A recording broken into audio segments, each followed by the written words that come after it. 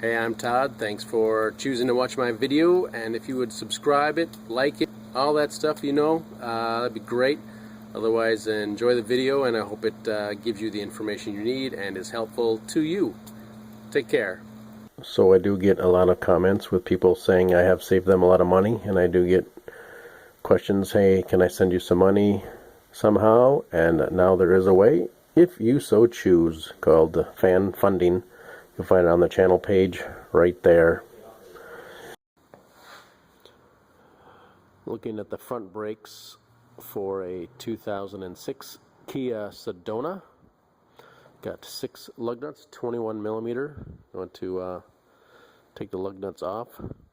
Well, break them loose while the vehicle and tire are on the ground. Once you've broken them all loose, about a turn or so, then you can jack up the vehicle as needed and protect yourself with safety stands. Jack the vehicle up the rest of the way. Take 6 lug nuts off. Everything is left to loosen, right to tighten. Maybe turn the steering wheel a little bit and you'll kind of see what I see. Here's our caliper. A little heads up, we got a 17 millimeter wrench here on this in case you need to hold it, and then this is a 14 millimeter bolt right there. And as I mentioned, everything is left to loosen, right to tighten. We might be jumping back between the left side and the right side in the front here, but identical procedure.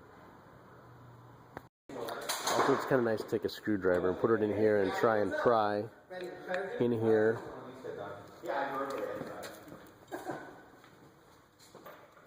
A little bit and collapse the piston. Makes it easier to take the caliper and stuff off as needed. Doesn't always work that way, but sometimes you can do that. Ugh. Here's some of the basic tools you may want to have available to do the job. C-clamp or large channel locks, or even they make the right tools for collapsing pistons. You certainly can go out and buy that. 14 millimeter, 17 millimeter ratchet, breaker bar, impact driver with a screwdriver or just a screwdriver, hammer for the impact socket, torque wrench, 20 millimeter screwdriver.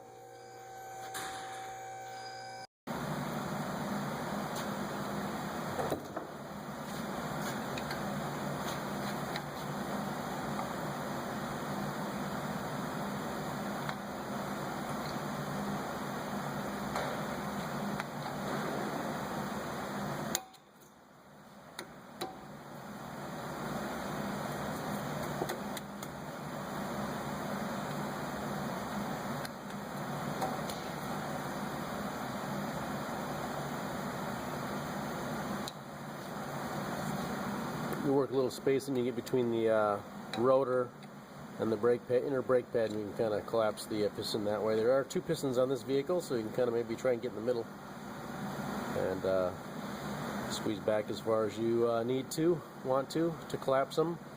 There will be fluid will be going back in the master cylinder, so you want to check your master cylinder level to make sure it's not too full. Use a clean rag or some kind of suction device and suck some fluid out so you don't have it spilling all over the place.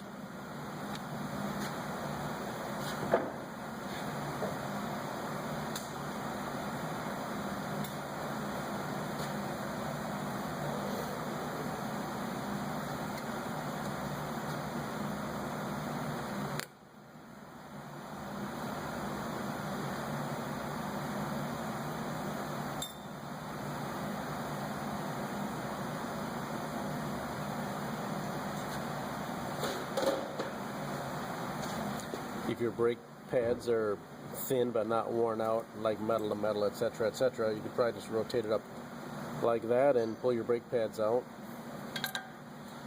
Well, you see, maybe this is metal to metal, ground up the rotor and the brake pad, so can't just throw brake pads on this one.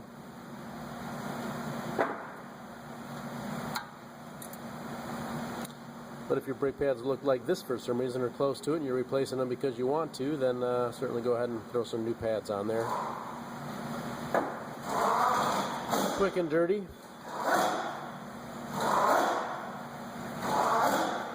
You see this is not moving, it should move.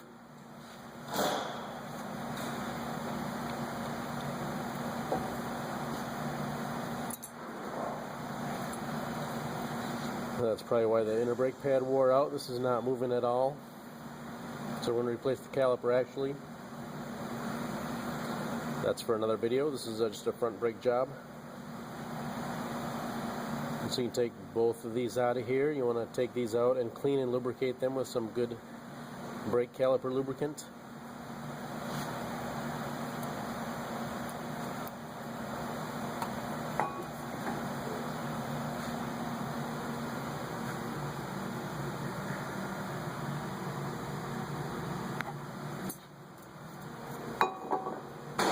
We've got our two caliper bolts here, 17 millimeter. Again, everything's left to loosen, right to tighten.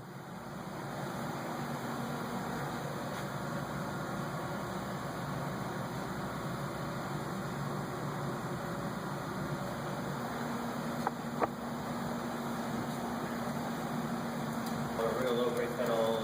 Oh yeah? Yeah. Seized up, huh? And have two sides front or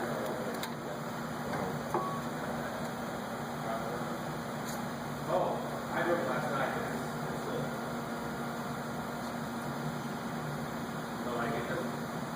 And you might be able to hold the rotor and turn these off. They can be pretty difficult though.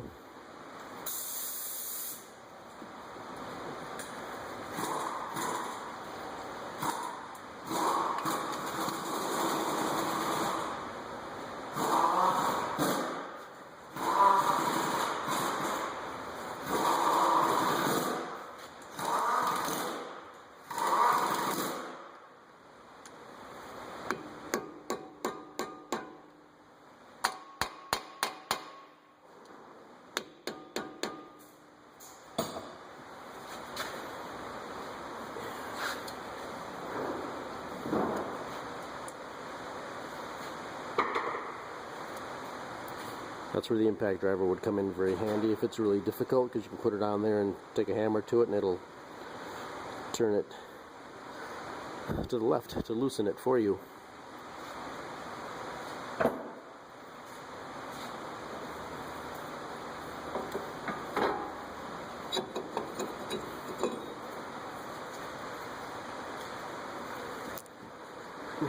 Bad.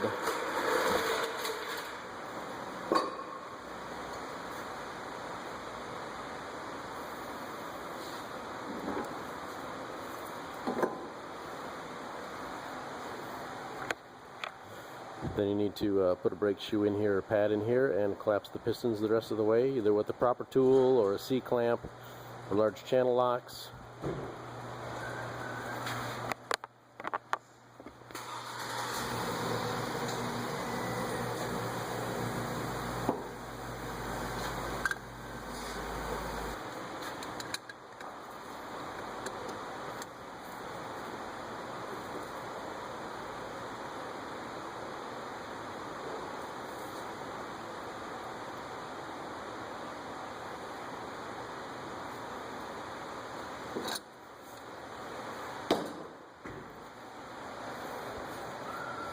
I kind of believe you should be able to collapse the pistons by hand with the large channel locks, although sometimes they don't always want to move and you need a C-clamp or the proper tool.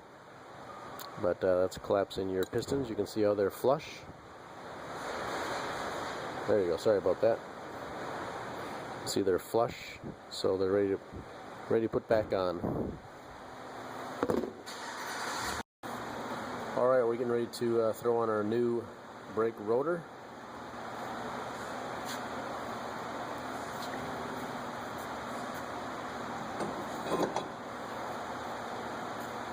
Line it up with the holes so we can get these in.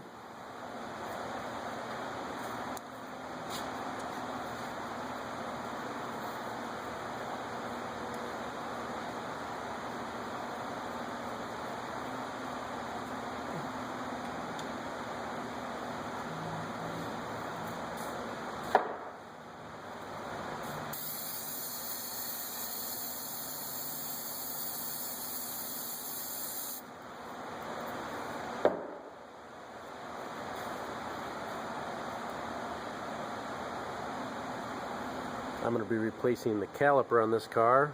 This is a 12mm bolt, banjo bolt. It allows fluid to flow through it. There's a bolt and there's a washer, and then the line, and then another washer, 2 copper washers. And so we'll be taking this off. We'll have some fluid coming out, so we'll try and bolt the new caliper up to that as soon as possible, so we don't have as much of a mess and the master cylinder doesn't empty. Probably won't happen, but we'll try and do things kind of quickly when the time comes. This is a new caliper. Make sure the bleeder screws up in the top, not the bottom. Also apparently it has an L on there. That might be an indication for the left side. I'm actually going to mount it on here, and then I'll disassemble this. That's how I choose to do it.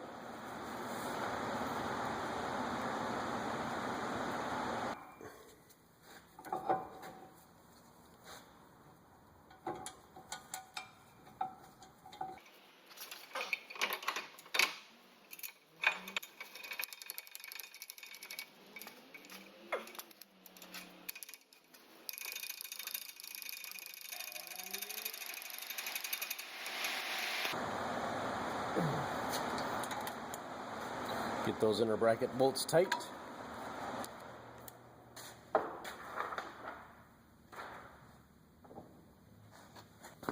Gonna go ahead and loosen the bottom one here.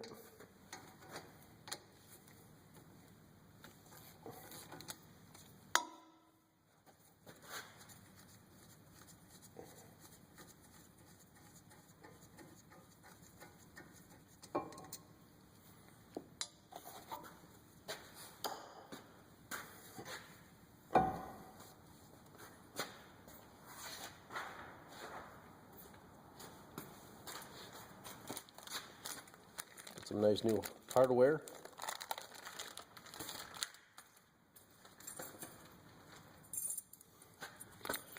Not all kits do this, but it looks like they gave me 2, well, they give us the washers, but getting a new bolt is not very common. New banjo bolt. See the hole in it maybe?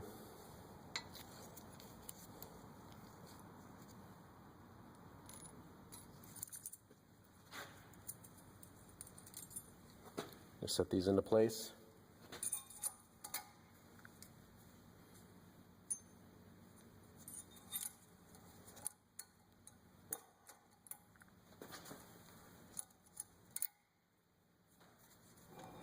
Alright.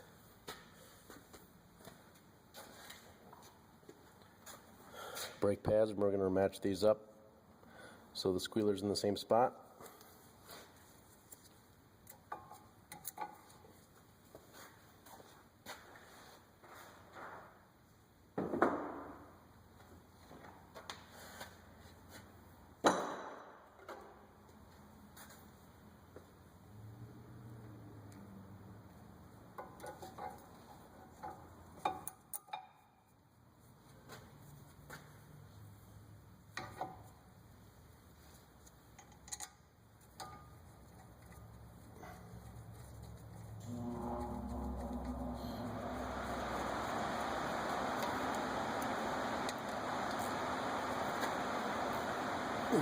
Tighten that up.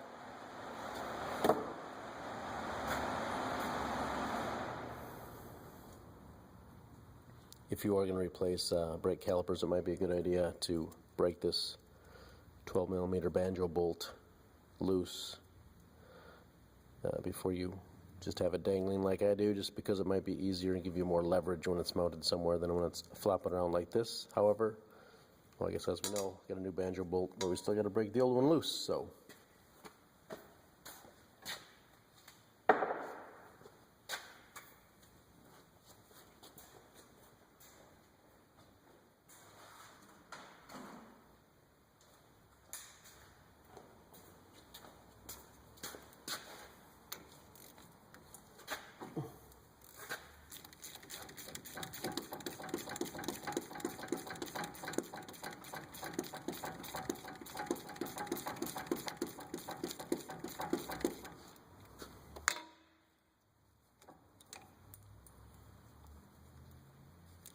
Get rid of the old washers.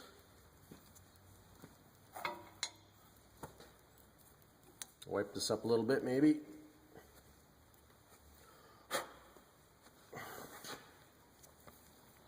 Banjo bolt with a washer. The other washer.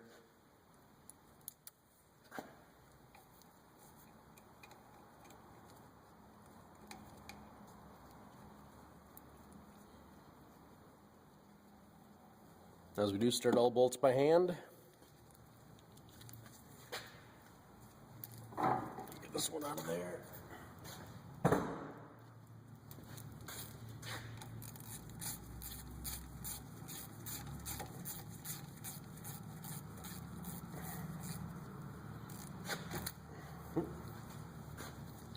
Must not be a 12. Huh? Smaller than a 12.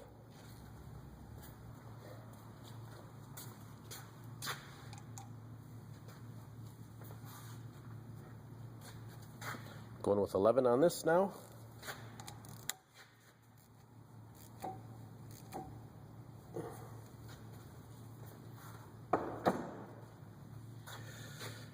I find a specification sometimes for the banjo bolt, but not always. I think it's around 12 to 18 foot-pounds, although I don't know on this particular vehicle, but just snug it up and get it clean.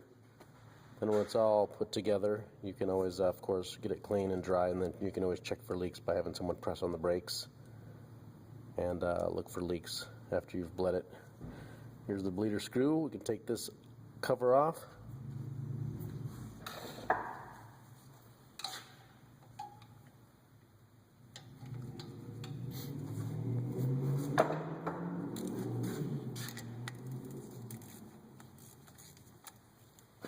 For this one, still using the same 11mm, but yours may be different. You let gravity do the job. Usually you can get this to gravity bleed. Just open this up and should start to see fluid in a little bit. Oh, look at that. Just turn the camera on. Got some fluid coming out.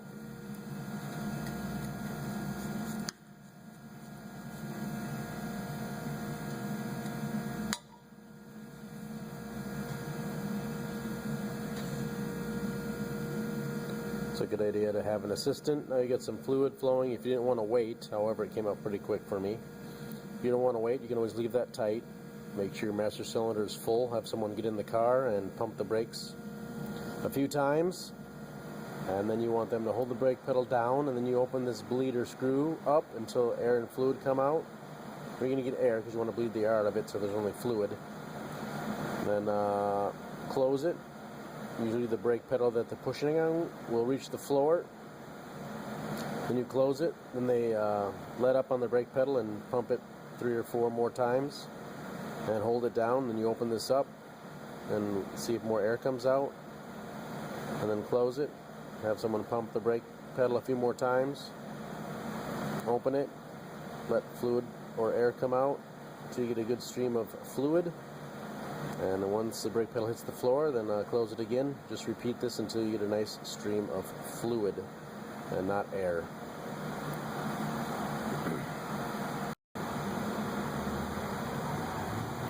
So it looks like the torque spec is about 20 foot-pounds for these bolts.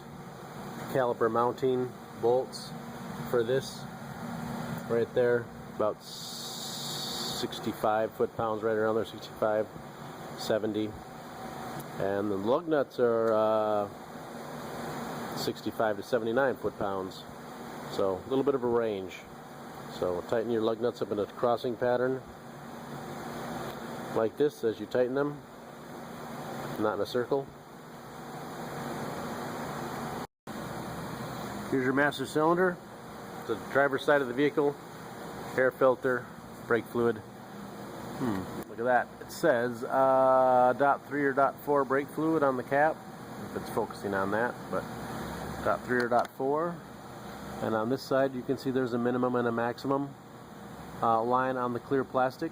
So after the brake pedal's been pumped a few times and you've done with your bleeding, go ahead and make sure it's up to the maximum, and you should be done with your front brake job. Your rear brake job on your Kia Sedona.